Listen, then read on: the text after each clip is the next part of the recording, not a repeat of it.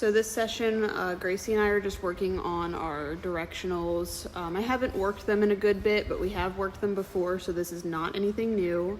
I'm here with my editor-in-chief, Razor. He is in the background, so if you hear him over this voiceover, that would be Razor. And Dixie's in the video too for emotional support. So I'm using cinder blocks as a target. She already has a target command. Ideally, I would use something a little lower profile, but this is what I got. And really, I think it'd be fine because I can easily generalize her back down to a lower item. Mommy! So the only equipment I'm actually using in this video would be my vocal markers. Gracie's wearing her e-collar, but Lord knows where the remote is. If you've seen it, please tell me. But we're just working on the directionals off my hands. So I've got really well-charged markers, and I think that this is a really good video to watch if you aren't sure why they're so important, even for pet dogs, because you can see that when I marked no there, she immediately stopped, turned around, and was like, oh, that wasn't the right answer. Even though I'm not adding in any positive punishment, I am technically using negative punishment because I'm denying her what she wants, which is her breakfast kibble. This is all off of kibble, by the way. If you're training your dog with treats and stuff, that's fine, but ideally dogs should be working for their kibble. Keeps them a lot healthier. It also saves you a lot of money in treats. And it's just all around, in my opinion, a better training tool than buying like a bunch of milk bones or jerky treats or whatever. There is absolutely place for high value rewards, but this is a pretty, low difficulty exercise for her. So I'm fine with just using the kibble. You'll also note that I am kind of going back to reward her like 99% of the time. I do a couple recalls off of it. Actually, I don't think I do any recalls. I think I just mark my termination marker and let her come back to me for the reward. And I'm doing this because I don't want her to anticipate every time I send her on a directional that she's going to get called off of it. I want her to know that she can stay there and be nice and solid there and not be kind of on the edge of that cinder block going, oh, release me, release me, release me.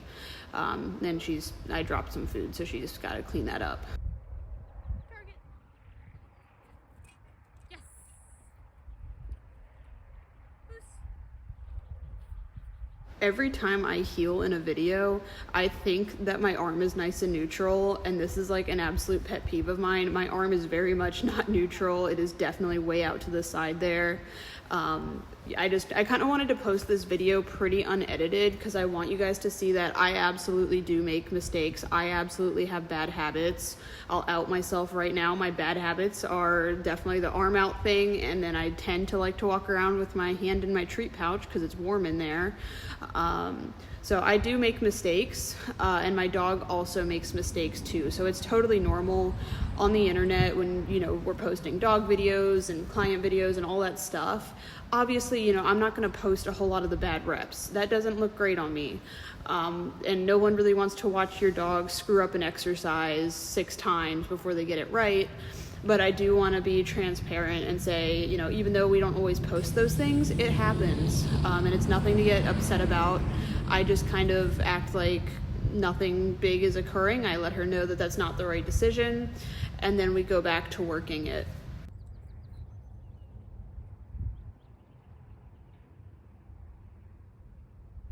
Target. Good. At. And right there, she stepped off of that cinder block before I released her. So I just made a kind of a no reward marker. I didn't make quite like a punishment marker like my no, but I definitely let her know that, you're not gonna get your reward until you are back up on that cinder block.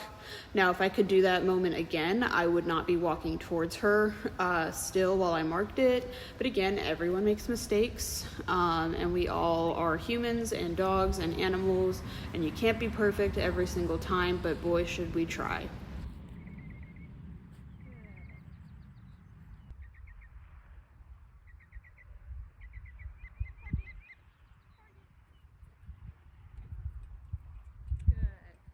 And you can see I'm cueing her off of my hand position to which cinder block to go to, no matter whether she's beside me, behind me, in front of me, whatever. The hand is always going to tell her where to go. She's getting a little bit confused on some of them, but if she wasn't getting confused and having a couple issues, then we wouldn't really be training it because she wouldn't have a problem. Target.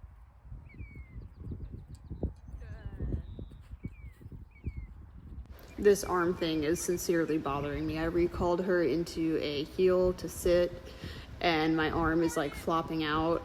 We don't really compete in anything, but I am hoping to at least trial her in a PSA PDC, which is not a title, it's a certification, but I would absolutely be getting points off for handler help because I'm putting my arm out. It's one thing to move out of the way of the dog, but I'm definitely cueing her with my body language. And it's like bugging me so much to watch this, but this is why it's so important to record some of your sessions. Even if you're just training with, like, you know, your pet dog, you're doing basic obedience stuff, it's so important to see yourself on video, because I really didn't think I was sticking my arm out that far, but here we go, you know, on camera, evidence on the internet. I am absolutely cueing her right now with my arm.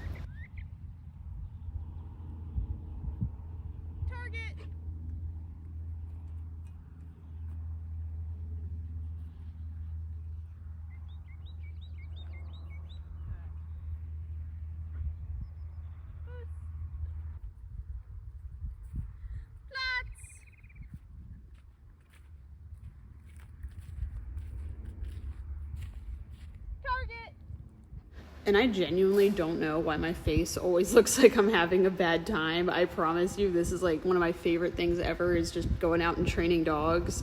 But my face is consistently looking disgusted. I don't have an explanation. But I am enjoying myself, and Gracie's obviously enjoying herself too. I just look like I'm having a bad time for some reason.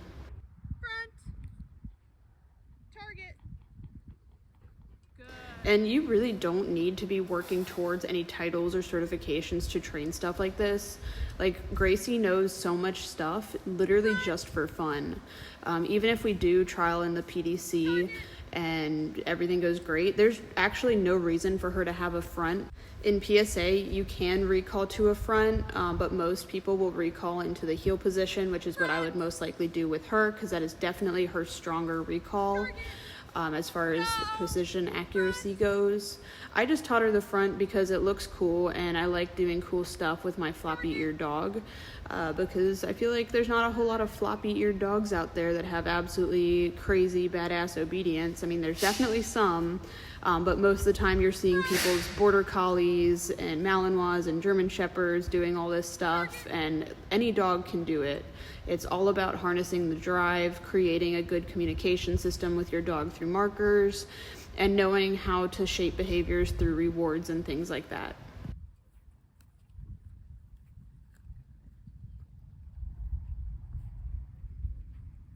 Target. No. Front. Target. No. Front.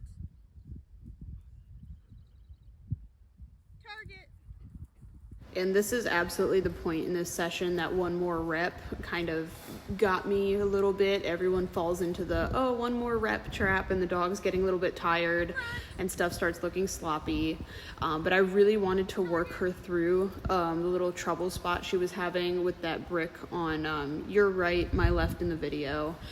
She was kind of having some trouble coming from the front onto that, but I can't just hammer that one direction or she's going to start anticipating it nonstop. So I do have to throw in some of those your left, my right in the video sends to the target. Front. Target. No. Front. And again, you can see she's getting tired. She's starting to try and anticipate, you know, oh, you're working on this one brick. And that's what I was trying to avoid, but it's not end of the world. Everything's pretty fixable. And when you're training dogs, if you train for long enough and do enough things, you start learning that every single time you train a behavior, another behavior gets damaged. So the best you can do is try to balance everything out to about the same level. But no matter what, you're going to have kind of depreciation in your other skills when you're teaching certain things.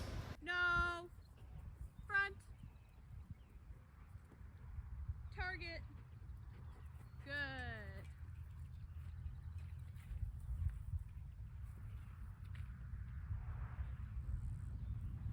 And my outfit choice in this was horrible. I'm wearing like a hoodie and sweatpants. It was 80 degrees. She's getting tired pretty quick because of the heat and the humidity. And I am so freaking sweaty by the end of this session because I chose to wear like the thickest clothes ever. I love that for me. But I'm happy with how the session ended. I ended it on a jackpot there. I marked all done, and that was it for the session.